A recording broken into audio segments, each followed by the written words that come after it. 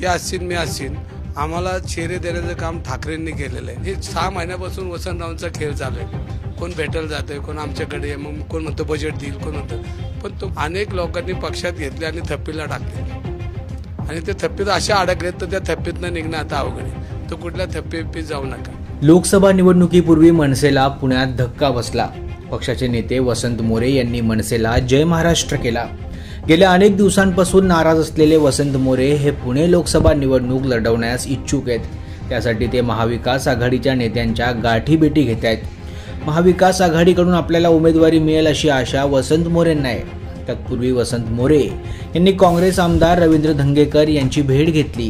यावेळी धंगेकरांनी वसंत मोरेंना शांत बुद्धीनं विचार करून निर्णय घ्या असा सल्ला दिला। आमदार रवींद्र धंगेकर म्हणाले की आम्ही 15 वर्षापेक्षा जास्त एकत्र काम केलंय। ज्या कुटुंबापासून काम केलं ते ठाकरे कुटुंब। मी वडिलकीच्या नात्यानं त्यांना सल्ला दिलाय। जो काही निर्णय घ्यायचा आहे तो शांत बुद्धीनं घ्या।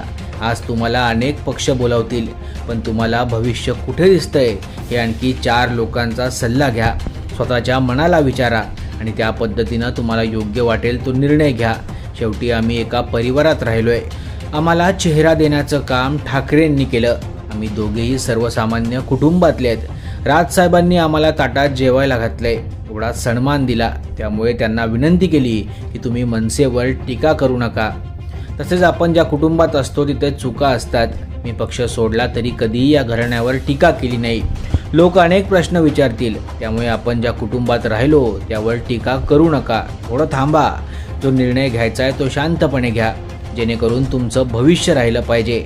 आज 6 महिन्यापासून वसंतरावांचा खेळ सुरू आहे। आज तुम्हाला अनेक जण बोलवतील, तुम्हाला हे देऊ ते देऊ सांगतात। पक्षात घेतल्यानंतर अनेकांना थप्पीला टाकलंय।